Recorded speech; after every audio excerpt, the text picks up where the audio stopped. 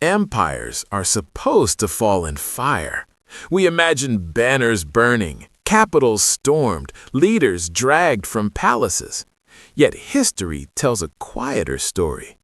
Some of the most powerful empires did not die on battlefields. They collapsed in silence, through empty treasuries, fading legitimacy, broken systems, and loss of belief. No final shot, no decisive invasion, just a slow unraveling, unnoticed until it was irreversible. Empires are not born from conquest alone. They are built on systems, taxation, administration, trade, currency, and trust. From Rome to the Ottoman Empire, from imperial Spain to the British Empire, expansion was only the beginning. What sustained power was organization, the ability to collect resources, enforce rules, and convince diverse populations that the empire was inevitable. At their height, empires appear permanent. Roads stretch across continents, laws standardize life, trade flows through imperial channels. But these systems are fragile. They require constant maintenance, adaptation, and legitimacy. When conditions change, economically, technologically, or socially, empires face a choice: reform or stagnate. Most choose delay. History shows that collapse often begins not with rebellion, but with imbalance. Costs rise faster than revenues. Bureaucracies grow rigid. Elites extract more while contributing less. The empire still looks strong on maps, but internally, its foundations begin to hollow out. The Roman Empire offers the classic example. Long before barbarian invasions reached Rome, the empire was already weakening. Currency debasement eroded trust. Tax burdens crushed productivity. Military spending soared while economic output stagnated. Rome did not fall in a single moment. It fragmented as governance failed and loyalty shifted. Centuries later, imperial Spain followed a similar path. Vast wealth from the Americas flowed in, but instead of strengthening the economy, it fueled inflation and dependency. Domestic industry declined, debt mounted. Spain remained an empire in name, but its financial system collapsed under its own weight. The British Empire tells an even quieter story. It was not conquered, it retreated. 2 world wars exhausted its finances. Maintaining global dominance became more expensive than surrendering it. Colonies demanded autonomy, markets shifted, and power migrated. Britain did not lose an empire in battle, it lost the ability to afford one.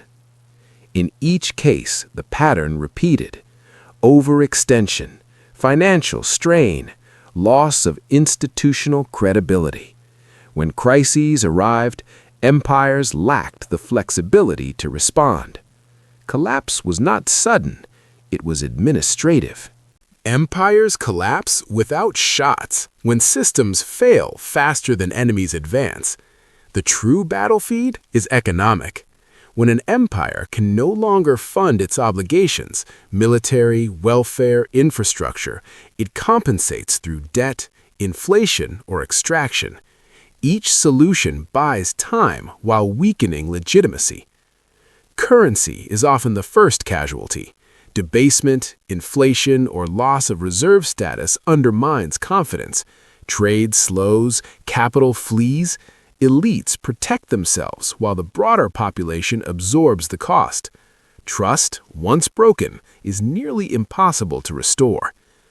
Equally dangerous is bureaucratic inertia.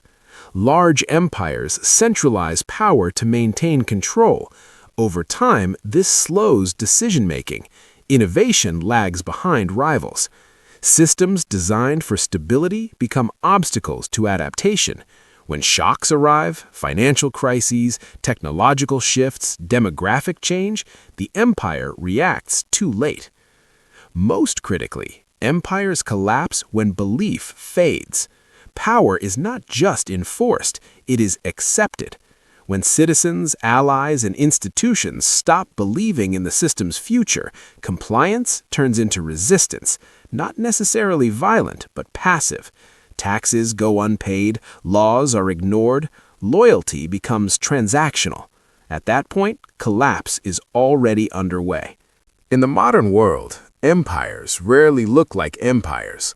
Power is exercised through finance, trade systems, institutions, and standards. Influence travels through currencies, supply chains, and regulation rather than armies. This makes modern collapse even quieter. A loss of monetary dominance, unsustainable debt, political paralysis, institutional distrust. None require war, yet they reshape global power just as decisively. History suggests that decline is hardest to detect from within. Systems built for dominance resist acknowledging weakness. Leaders frame problems as temporary. Populations are reassured until adjustment becomes impossible. By the time change is forced, control has already slipped away. Empires fall not when they are defeated, but when they stop working. When systems designed to project power begin consuming it instead, when adaptation is postponed in favor of preserving appearances. The lesson is uncomfortable but clear. Strength is not permanence, power is not destiny, and collapse does not need violence to succeed, only imbalance, delay, and denial. In the end, the most dangerous moment for any empire is not when it is challenged from outside, but when it can no longer reform from within.